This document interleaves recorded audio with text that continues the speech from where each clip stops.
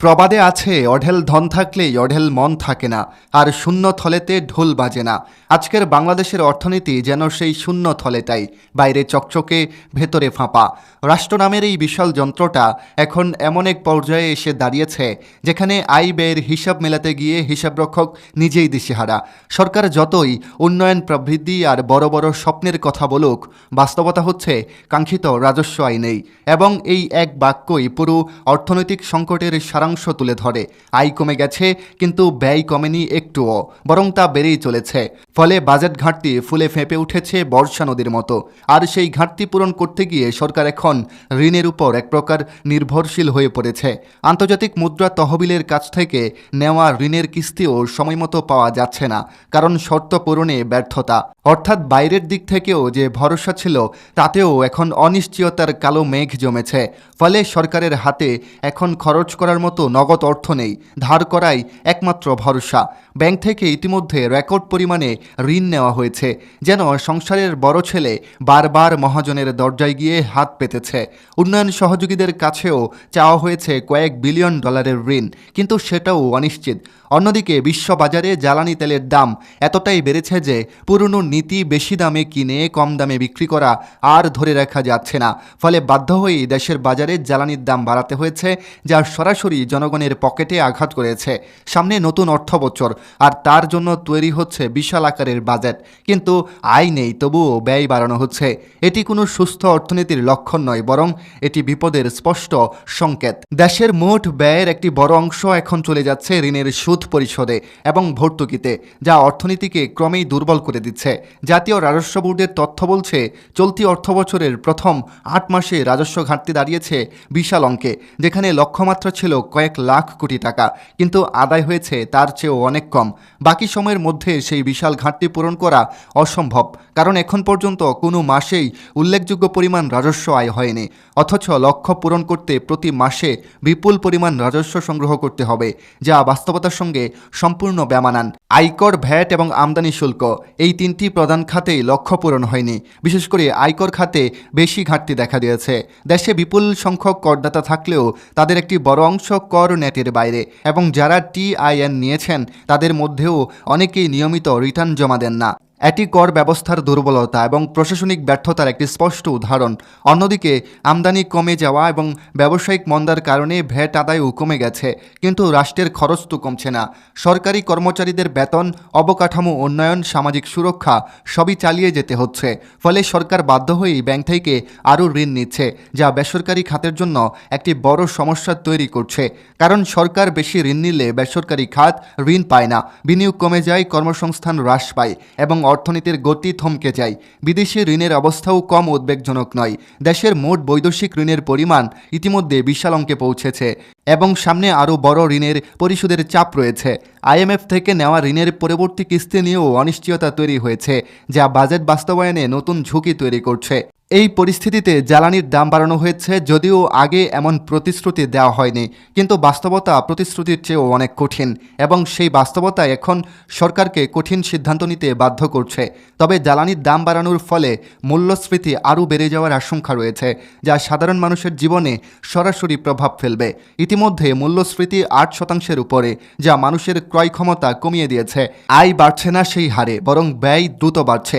ফলে বাস্তব আয় কমে যাচ্ছে। মানুষ খরচ কমাচ্ছে, সঞ্চয় বাড়ানোর চেষ্টা করছে, যার ফলে বাজারে চাহিদা কমে যাচ্ছে। চাহিদা কমলে উৎপাদন কমে, উৎপাদন কমলে বিনিয়োগ কমে। এভাবেই একটি দুষ্ট চক্র তৈরি হচ্ছে, যার মধ্যে অর্থনীতি নিজেই আটকে গেছে। সরকার এখন এক বড় দ্বন্দ্বে, মূল্যস্ফীতি কমাবে নাকি কর্মসংস্থান বাড়াবে, কারণ এই দুয়ের মধ্যে একটি সূক্ষ্ম ভারসাম্য রয়েছে। সুদের হার বাড়ালে মূল্যস্ফীতি কমতে পারে, কিন্তু তাতে বিনিয়োগ কমে যায়।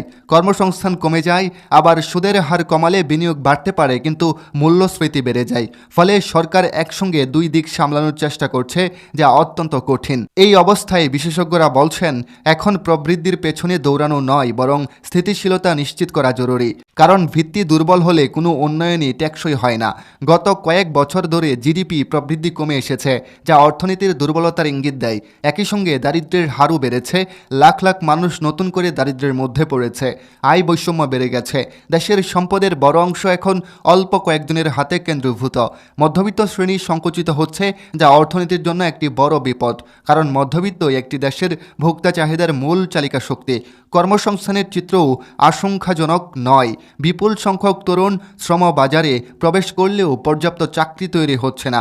শিল্প খাত বাড়লেও সেখানে কর্মসংস্থান সেই হারে বাড়ছে না, যা কর্মসংস্থান প্রবৃদ্ধির একটি স্পষ্ট উদাহরণ। বিনিয়োগের ক্ষেত্রে সবচেয়ে বড় সমস্যা এখন আস্থার সংকট। উদ্যোক্তারা ভবিষ্যৎ নিয়ে অনিশ্চয়তায় ভুগছেন, যার ফলে নতুন বিনিয়োগ আসছে না, পুরনো বিনিয়োগও থমকে গেছে।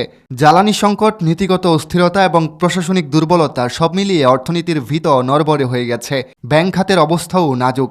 ঋণের খেলাপির পরিমাণ বিপজ্জনক মাত্রায় পৌঁছে গেছে এবং রাজনৈতিক প্রভাব ও দুর্বল তদারকির কারণে এই খাত এখন সবচেয়ে বড় ঝুঁকির জায়গায় দাঁড়িয়ে গেছে। এই পরিস্থিতিতে সংস্কার ছাড়া কোনো সমাধান নেই। সব মিলিয়ে বাংলাদেশের অর্থনীতি এখন এক সংকটময় সন্ধিক্ষণে দাঁড়িয়ে। একদিকে পুরনো সমস্যা, অন্যদিকে নতুন সংকট, সব মিলিয়ে একটি জটিল বাস্তবতা তৈরি হয়েছে।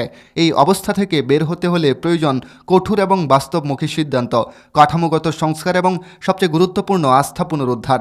কারণ অর্থনীতির সবচেয়ে বড় শক্তি হচ্ছে মানুষের বিশ্বাস। সেই বিশ্বাস ভেঙে গেলে কোনো উন্নয়নই টেকসই হয় না। এখন সময় এসেছে বাস্তবতা স্বীকার করার, ভুলগুলো চিহ্নিত করার এবং সাহসী পদক্ষেপ নেওয়ার। নইলে এই শূন্য থলেটা একসময় পুরোপুরি ছিঁড়ে যাবে, আর তখন আর কিছুই অবশিষ্ট থাকবে না। বর্তমান বাস্তবতায় দাঁড়িয়ে বাংলাদেশ জাতীয়তাবাদী দলের সম্ভাব্য শাসন নিয়েও প্রশ্ন ওঠা স্বাভাবিক। অতীতের অভিজ্ঞতা আমাদের চোখের সামনে আছে।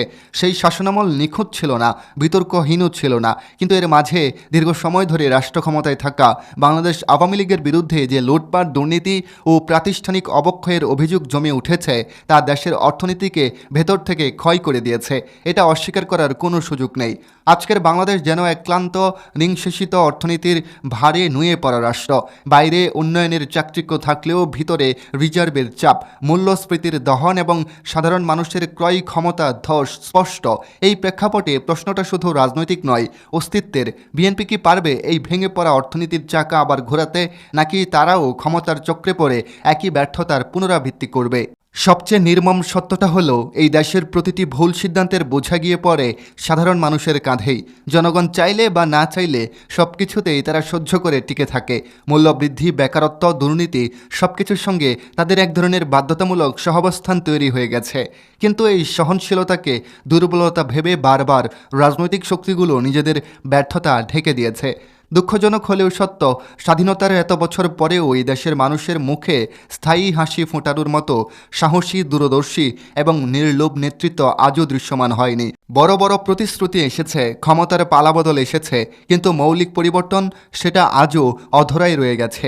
এখন প্রশ্ন একটাই, এই জাতির ভবিষ্যৎ কি আবারও রাজনৈতিক ব্যর্থতার বলি হবে, নাকি কোনো এক সময় সত্যিকার অর্থে জনগণের জন্য, জনগণের হয়ে, জনগণের অর্থনীতি গড়ে তোলার একটা নেতৃত্ব আসবে? এই প্রশ্নের উত্তরই নির্ধারণ করবে বাংলাদেশ সামনে এগোবে নাকি এই চক্র ঘুরপাক খেতে থাকবে।